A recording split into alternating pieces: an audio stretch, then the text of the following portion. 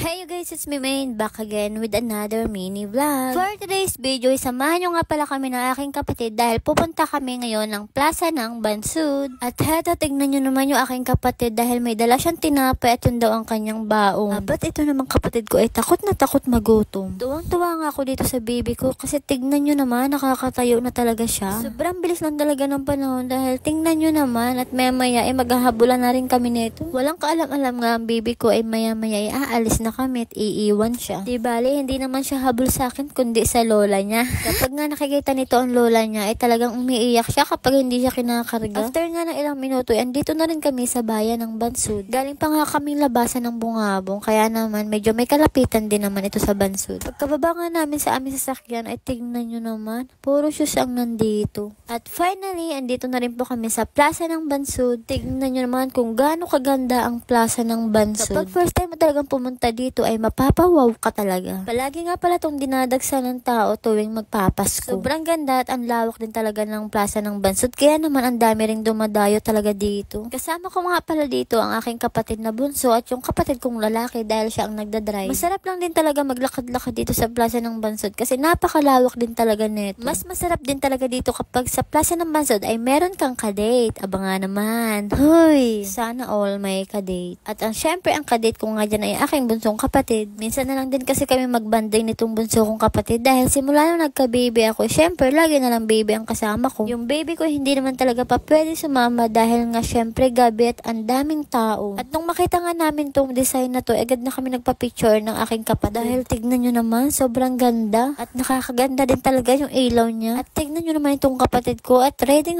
na magpicture. After nga namin dyan ay pinuntahan namin isa-isa yung mga pailaw para makapagpa-picture na rin. At heto, tignan nyo naman yung mga parol. Bawat barangay nga pala ay meron sila dyan. Grabe talaga, napakaganda nila gumawa. At tignan nyo naman, may pa-rides din naman ang Bansud. Hindi ko nga alam kung meron bang bayad dyan o libre lang. Sabi ko nga ay, next time na lang kami sasakay dyan kapag kasama ko na yung aking baby. Kahit nga lumakad ka na lumakad dito sa plaza ng Bansud ay hindi ka rin talaga mapapagod. Dahil syempre bawat sulok talaga ay merong pailaw kaya talagang mag-i-enjoy ka dito. At nagpaganda palalo sa plaza ng Bansud itong Christmas tree na napakataas. Malayo ka pa nga lamang dito sa plaza ng Bansud ay kitang-kita mo na talaga itong Christmas tree. Taon-taon talaga ay nag-i-improve talaga ang plaza ng Bansud. Mabuti na nga lang at yung bunso kong kapatid ay hindi nawiwiling bumili nitong lobo. Eh di walang gasto.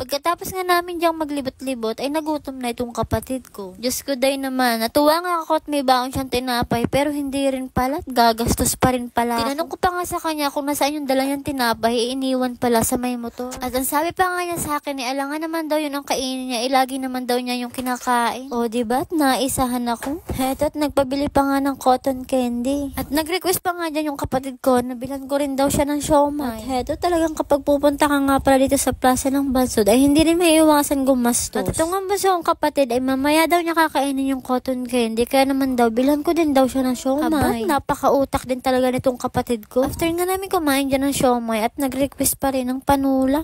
At baka nga, sabi nga daw nila, baka daw sila ay mabulunan. Kaya naman, ayan, may pa-juice pa. Kaya mahirap din talaga isama tong batang to. At lahat na lang ng gusto ay gustong ipabili. Kaya tuwa rin naman tong batang to na isama ko dito dahil alam niya na ang mangyayari. Umuwi na rin nga pala kami after namin kumain dahil nag-aaya na rin tong bunso kong kapatid. Nung nakuha na nga niya ang gusto niya, ay agad na rin siya umuwi. Aba, ayos tong batang to ah. Kaya hanggang dito na lang po muna ang video ko ngayong araw. Maraming salamat po sa pagsama sa amin.